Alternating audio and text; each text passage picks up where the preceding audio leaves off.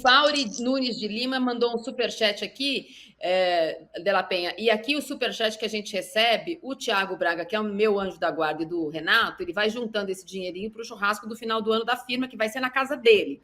Ele está mais animado que você, diz que depois de ontem acabou a farra no Botafogo. Não acabou a farra no Corinthians, né? Acabaram os chutes a gol, os gols, isso acabou faz tempo. Mas a farra não acabou. Ontem eu entrevistei o presidente do Corinthians, Augusto Melo, antes do apito final, que eu trabalho lá na Band. Também falei com o Rubens Gomes, diretor de futebol ainda do Corinthians, sobre a situação política que envolve também o presidente do Conselho, Romeu Tuma Júnior, e torcendo todas as questões que são muito intramuros, muito parque são georgianas, e se tomara que o São Jorge tenha lido a coluna do Casão e nos salve. A questão é muito simples. Assim que melhorar da dengue, e o Gubão está com dengue, ele vai ser destituído do cargo de diretor de futebol estatutário do Corinthians, e essa vaga vai ficar vazia. Essa informação, quem me falou foi o presidente do Corinthians em on. O Corinthians vai ficar, assim como ficou no final da era do Ilho, provisoriamente, por enquanto, não há data para que tenha uma pessoa sem diretor de futebol, porque o presidente do Corinthians, nesse momento, avaliou que a disputa por esse cargo, que é política para a próxima eleição, o Corinthians não tem reeleição, e tem acontecido do diretor de futebol, da situação, ser o candidato natural à próxima gestão, o Augusto Nunes resolveu não colocar... Augusto Melo resolveu não colocar ninguém no lugar do Rubão. Ele já não foi para a Argentina, onde o Corinthians joga amanhã pela Copa Sul-Americana. Nesse caso, é líder do seu grupo, tem 4 pontos, joga amanhã com o Argentino Júnior. Essa situação política, mas esportivamente, o nosso Tonhão, Casão, mudou o time, tirou 5, colocou 5. Na minha opinião, foi mal, ele também, de partida, mas o Corinthians fez de novo um jogo ruim e produziu muito pouco em Bragança Paulista contra o agora líder do campeonato. Então, o Corinthians dificilmente irá sobreviver depois de 3 anos de destruição da gestão do William Monteiro Alves e mais 3 da continuação da destruição com o Augusto Melo e outros que ele coloca ali. Eu vejo o Corinthians sem futuro, sabe? Primeiro, vamos falar de futebol. O elenco do Corinthians é fraco. O time do Corinthians ele é mais fraco que o ano passado. Isso é nítido. E eu não sei por que toda a contratação do Corinthians, quando chega, joga pra cacete. Né? Antes de chegar, os noticiários é que joga muito. Igor Coronado, cara, tudo bem, pode ser um bom jogador. Vai olhar os clubes que ele jogou até hoje. Vai olhar os clubes que ele jogou. Eu recebi hoje o histórico. Não dá para eu falar para vocês porque tá aqui no celular e eu tô fazendo no celular. Mas tem os clubes, jogou no time do Nepal, jogou terceira divisão de Inglaterra, terceira divisão da Itália, pegou o Palermo na fase ruim. Não tem um grande time e não tem um grande campeonato. Mas quando surgiu a contratação do Igor Coronado, que ninguém conhecia, e eu duvido que alguém tenha visto 5 jogos de 90 minutos dele antes dele chegar no Corinthians para falar, para escrever, para fazer manchete, porque, cara, todo jogador que o Corinthians vai contratar joga demais. O Matias Rojas era o Maradona do Paraguai. Matias Rojas.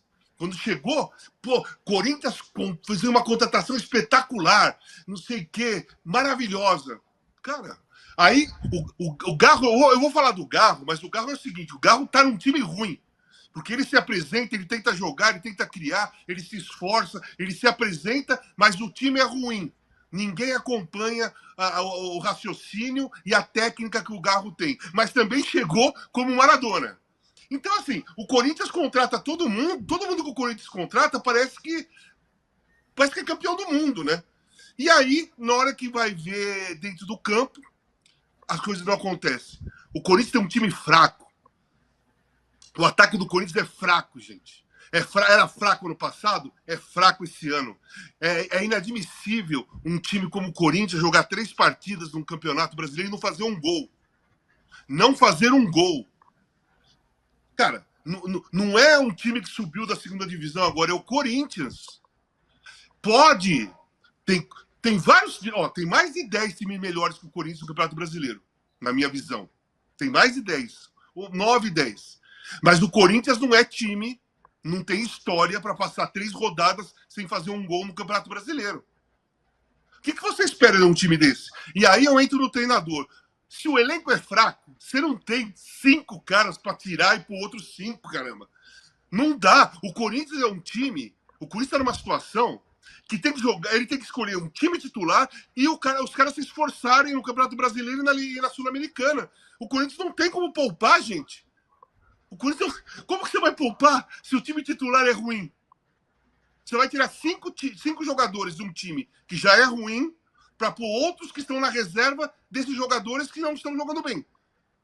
E acha que vai resolver. Caramba, assim, o Corinthians está completamente perdido. Da presidência até a torcida, viu? É um corredor que ninguém escapa da responsabilidade da situação que o Corinthians está. Nenhuma pessoa ali escapa, envolvida com o futebol do Corinthians. De presidente aos torcedores que vão na arquibancada levantar, acender sinalizadores, num momento que o Corinthians estava até bem na partida. O Corinthians estava bem na partida, levantaram, acenderam os sinalizadores, parou lá, sei lá, 6, 7 minutos, quando voltou perdido, já sem ritmo, sem tudo. Então, assim, eu vejo o Corinthians no pior ano que eu já vi. 2007 caiu, né? 2007 caiu, mas eu não vi, porque eu estava internado dentro de uma clínica. Então eu não vi aquele momento. Eu estou vendo esse momento. Esse momento, desde quando eu sou corintiano, que eu nasci em 1963, peguei boa parte dos 23 anos, eu nunca vi uma equipe tão fraca como essa e nunca vi uma gestão na sequência tão destruidora como eu estou vendo no Corinthians. De Duílio para Augusto, sabe? É uma tabelinha do horror, né? Uma tabelinha do horror. Tinha Pelé e Coutinho, que era o máximo. Nós temos o Corinthians tem Duílio e Augusto Melo que na direção do clube. Então eu não vejo nada disso, não vejo melhora no futuro próximo, não vejo mesmo melhora no futuro próximo. E o Antônio Oliveira, o Marília, sinceramente, tem que mostrar mais. Tem que mostrar mais, brigar menos, sabe, tomar menos cartão, fazer menos confusão e montar um time e colocar para jogar, e incentivar os caras e parar de ficar com guerra. E outra coisa, o Ranieri foi contratado, é um bom jogador. O Ranieri é um bom jogador. Mas, pô, o Ranieri é o zagueiro dele, o Ranieri é o volante dele, o Ranieri é o armador dele. Dá 10 pro Ranieri e vamos ver o que acontece. Hã? Dá número 10 pro Ranieri. 10, faixa e pronto. Gente, pelo amor de Deus, né? O time do Corinthians é limitadíssimo. Limitadíssimo. E se tem alguém que pode ser o ídolo, o cara, para você armar o jogo para ele, é o Garro. Você tem que armar o jogo pro Garro pegar na bola.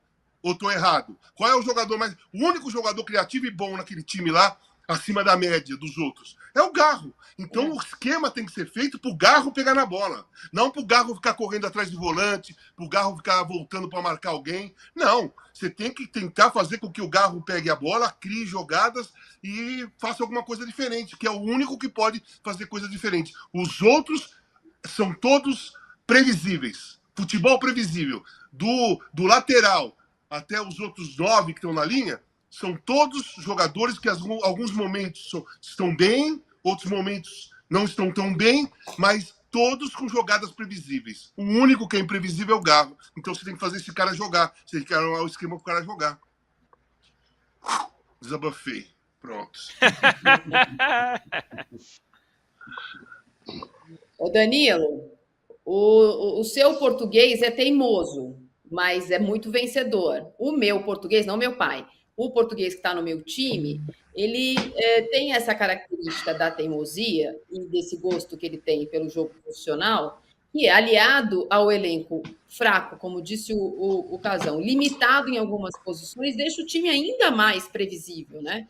E quando ele troca 5, dessa vez eu acho que a culpa é muito dele da derrota. Ainda que o Corinthians tenha tomado um gol com 5 minutos de jogo e depois aquilo, o Bragantino não tenha feito o que fez contra todo mundo, aquilo que falou na coletiva. A questão é que ele mudou, ele tinha conseguido aparentemente melhorar, não resolver o sistema defensivo do Corinthians. Nos últimos 3 jogos ele muda o sistema defensivo, aí fica difícil, né? Marília, eu vou te falar que, vendo a situação do Corinthians de cima para baixo, eu tenho muita dificuldade em falar que o Antônio tem tanta culpa, assim, porque é um negócio tão absurdo quando você vê as entrevistas, o jeito que o Corinthians é conduzido. A entrevista do presidente logo depois da derrota foi algo para mim assustador. O jeito que ele conduziu a questão, e aí ele falando, não, a partir de agora eu vou errar por mim mesmo, não vou errar mais pelos outros. Quem é Corinthians tem que ajudar. Falando algumas coisas que assim eles não combinam mais, não funcionam no futebol de hoje. O Corinthians tem uma questão política muito grave, que basicamente a oposição, que perdeu agora a eleição, eu vejo a oposição tentando basicamente inviabilizar a gestão do Augusto de qualquer forma, de todas as formas, de todas as maneiras. E aí quando você chega no campo, isso é óbvio que vai refletir. Os caras que atrasam para pagar salário, que vê que o chefe, o diretor, não dá exemplo, que tá vendo que é um ambiente ruim. E é muito difícil você blindar os caras de tudo isso. Então, lógico, não tem como tirar a culpa do técnico, ele tem os erros e tal. Mas para mim, se eu fosse colocar numa tabela aqui, numa balança, eu diria aí que é 75% culpa da diretoria, até na montagem do elenco. Como disse o Casão, o Coronado nunca jogou bola em lugar nenhum. A promessa do Augusto e da nova gestão era: só contrataremos jogadores usando o Cifute. Como você fala que você usou o Cifute para contratar o Coronado pagando 2 milhões de reais por mês? Sendo que é um jogador que nunca esteve numa alta performance numa liga importante. Como você contrata jogadores sem a condição de pagar, que você contrata o cara ali, ele fica ali 2, 3, 4 semanas esperando para inscrição. Eu sei que a gente tratou muito desse tema no Paulista, mas é uma questão que para mim se arrasta e não tem como você livrar os jogadores disso. Seria um milagre. Para mim ainda vai ser um milagre se o Corinthians conseguir reagir num ambiente tão conturbado assim. Porque uma coisa é, uma briguinha no conselho, ele está ali brigando por cadeira. Outra coisa é a briga do jeito que está o Corinthians. O futebol não pode ter esse tipo. O departamento de futebol não pode ser prêmio de carteirinha para quem ajudou a fazer campanha. Então o negócio no Corinthians é muito grave. O Casão falou muito bem da questão do campo e tal. E aí, para mim, o mais animador para o corintiano é olhar para quem comanda e saber que dali não vai sair nada melhor. Então, realmente, a situação do Corinthians é muito grave. Ô Marília, posso falar uma coisinha rápida? Posso? Então é o seguinte, por exemplo, o Pedro Raul, ele faz de tudo para ser um cara bonito, mas ele tem que ser centroavante do Corinthians. Centroavante do Corinthians vai machucar o rosto. Centroavante do Corinthians vai dar carrinho, vai raspar a perna. Centroavante do Corinthians vai brigar com o zagueiro, vai tomar cotovelada, vai dar cotovelada. Esse é o centroavante do Corinthians. É esse centroavante, número 9, ou qualquer número que seja centroavante, que a torcida histórica do Corinthians está acostumado a ter. Jogador que sabe jogar, mas que briga, põe a cara para bater. Né? Não para ser bonito. Desculpa. Quer ser bonito? Também joga a bola e faça gol, então. Porque só ser bonito no Corinthians não vai dar.